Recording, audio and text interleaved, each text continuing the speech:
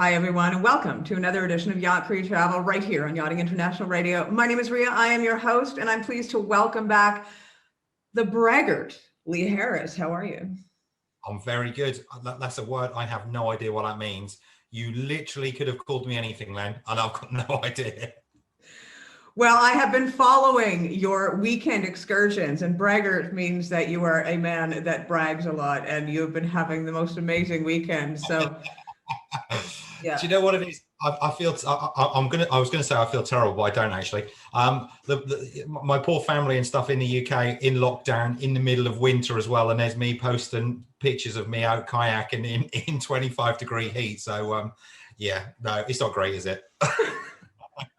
Yeah, I was a little bit jealous, but I have to say before we move on that Crew Travel is brought to you by Blue Marine Travel, who hasn't lost a passenger since Lee was born back in 1978. Spot on. Well done.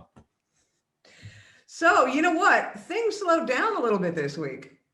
It has. It's not been so crazy. It's been quite nice just to be able to catch our breath. You know, it's especially since the turn of the year, it's been quite full on. And this week, yeah, there's definitely been a downturn in news and new restrictions and such things like that. So. Well, we're still seeing quite a few inquiries across all the social media sites in regards to crew traveling from, for example, South Africa to the States. But it all depends on the situation. It depends on where they're going. If they're going to Europe, if they're going to the States, there are so many different rules. And I would advise that they contact a crew travel advisor in order to sort that out, not go to social media, because, you know, when you see the answers that come back off social media, you know, everyone is different and they're contradicting one another, and there's usually about 100 of them. Yeah, exactly right. I mean, I am a member, and I know that you also tagged me in on a few as well, Ria. And like you say, you do read some of the answers, and you're like, that's, you know, you try and put people as right as much as you possibly can. You know, but some people, you know, they want to hear it on Facebook, you know, and that's what they're going to take as gospel. And there's only so much you can do. But yeah, for definite, because no two situations are ever going to be the same. You know, you may be a different nationality, rules may have changed, you know, as we've seen, they do change by the day. So what might have been okay for somebody on Facebook a week ago, or, you know, or LinkedIn or any other social media, doesn't mean to say it's going to be the same for you as well. So you have to be very careful on what you actually listen to. We always got to love it when Karen from Facebook is thrown in your face as saying this, and you're actually the expert. It's always so much fun to deal with. Yeah, I love it. I mean, I've had it a few times, that's for sure. You just got to roll with the punches at the end of the day. You know, people are going to want to listen to what they want to listen to, and all we can do is try and guide them in the right direction. Yeah, because we don't like Karen from Facebook. I've had some issues with her myself, if I ever catch her, let me tell you. So what's going on with Croatia? Yeah, good news for Croatians looking to travel to the USA in the near future. There was the announcement this week that Croatia had met the final hurdle in allowing its citizens to be able to travel to the USA visa-free. No date has yet been set. The American Embassy in Croatia confirmed that as of later this year, though, Croatians will be allowed to travel to the United States on an ESTA. That is the visa waiver program. The main precondition set by the USA for the abolition of visa requirements for Croatians visiting America was a drop in the number of denied visa applications to below 3%. The good news is that was reached September last year, meaning it's now just the last formalities to be ironed out before Croatians can take advantage of the visa waiver program. Okay, well, in KLM. Yeah, KLM have announced this week that they're now resuming flights from South Africa, South America, and Panama. Flights are going to resume as from Monday, the 22nd of February, for all travellers who are exempt from the current travel ban denying entry into the Netherlands. The good news is that marine crew fall under the exemption category and are okay to travel. KLM also announced the extension to the suspension of flights to and from the UK, which is currently in place. The new ban will be effective until at least the 15th of March, at which point this will be reviewed once more. Blue Marine Travel, we would just like to reiterate, though, we are experiencing a high percentage of KLM flights being cancelled at this moment, due to the requirement of the Dutch government wanting all passengers to have an antigen test no more than 4 hours prior to departure. What we would say to people is, if there is any other possible way of travelling and you can avoid KLM at this moment in time, we would definitely recommend it. That way you're going to avoid yourself a lot of disappointment. 4 hours? Yep, everybody has to have an antigen test no more than 4 hours before departure. The amount of cancellations that are coming through at this moment with KLM, honestly, it's just a joke. Well, see, to be honest with you, that makes much more sense than 72 hours, because what happens in between those 72 hours before you board your plane?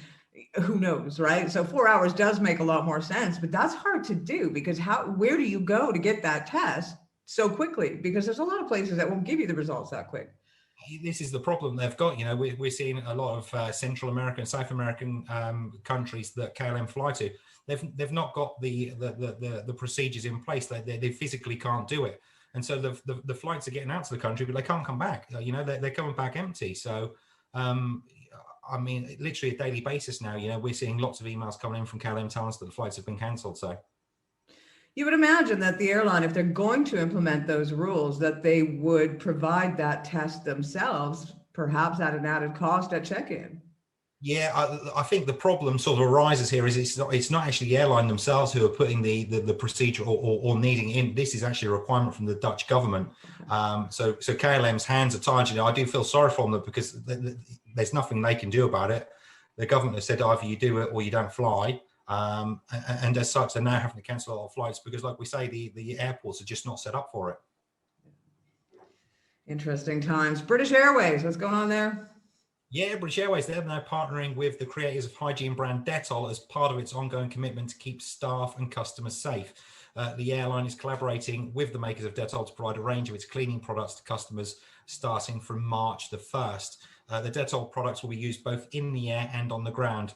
Heathrow Terminal 5, for instance, there will be hand sanitizer stations positioned at all check-in desks, self-service bag drop lounges and departure gates.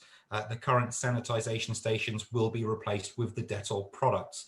Additionally, Dettol antibacterial wipes, cleaners and sprays will be used to keep surfaces clean at the airport and in British Airways lounges, and passengers whilst boarding will be given a packet containing Dettol products, including antibacterial wipes. The Dettol products are proven to kill 99.9% of bacteria and coronavirus, according to the American Journal of Infection Control, hence why British Airways are partnering with them. Well, and welcome to more trash in the environment, right? Do you know what? What can you say, hey? Right. Qatar Airways. Yeah, passengers flying with Qatar Airways will soon be able to operate the airline's in-flight entertainment system without touching the onboard service. Passengers can log into the zero-touch system by scanning a QR code on the screen with their mobile devices, this having logged into the Wi-Fi on board the plane. There will be 4,000 entertainment options for passengers to choose from when the system is rolled out. Also, all passengers traveling will be able to pair their Bluetooth headphones with the airline's in-flight entertainment, making it a completely touchless system. Well, that's good news. Australia, what's going on there? Yeah, just a quick note. Basically, this is just something that we've seen this week. So any crew looking to get back to Australia, we've seen a slightly higher number of economy class seats pop up this week out of Europe back to Australia, departing in April.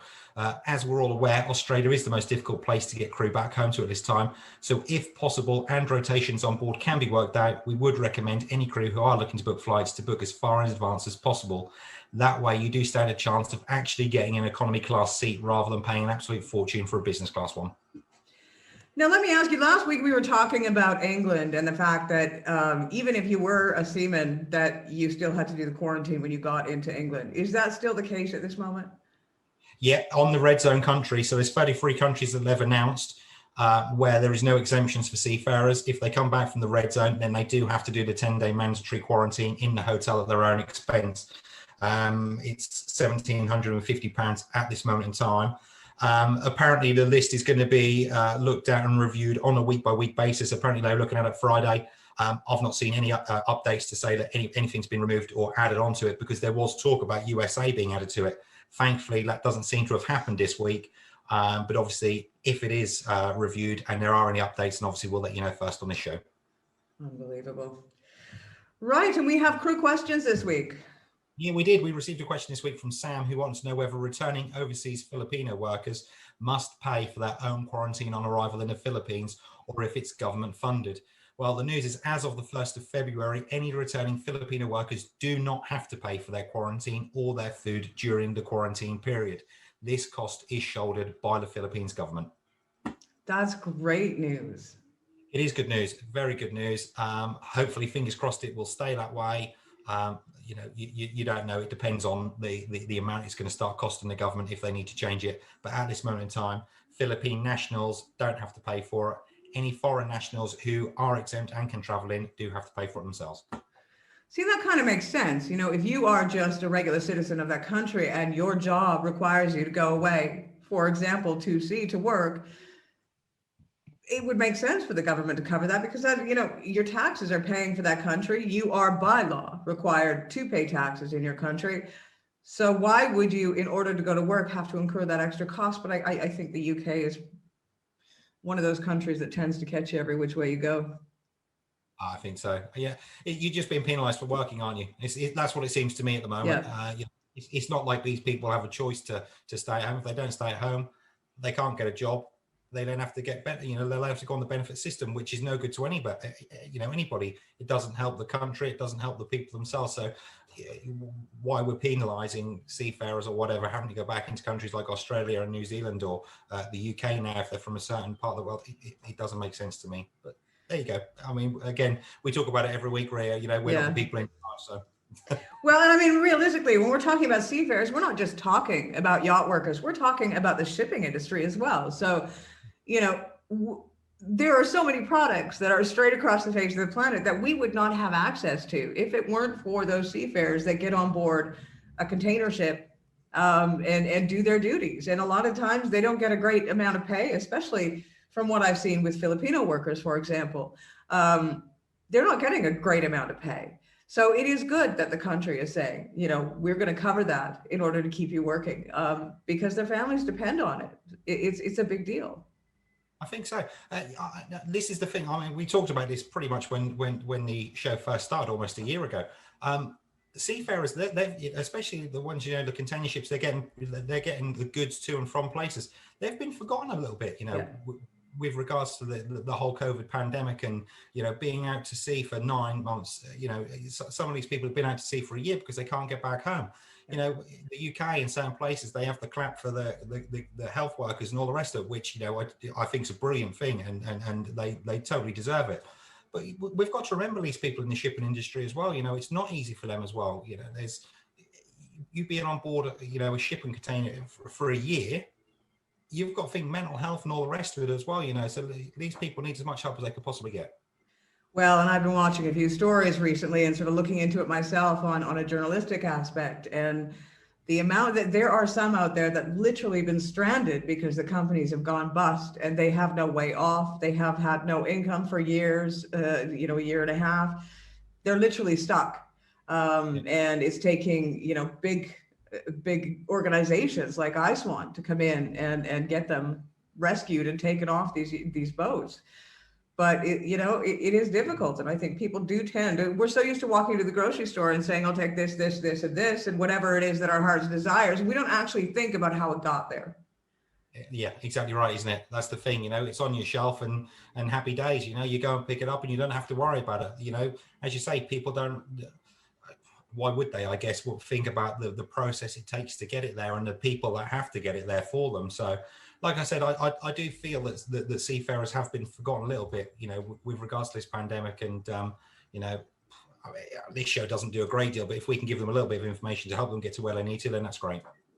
Yeah, well, you know what? I think we'll need to highlight them a little bit more, as the weeks go on, just because I think it's an important topic. Well, Lee, once again, I thank you for your time. As always, it's been a pleasure. Always a pleasure, Rhea. And look forward to seeing you next week. Excellent. Once again, you've been watching another edition of Crew Travel right here on Yachting International Radio. My name is Rhea. I have been your host. We'll see you again next week.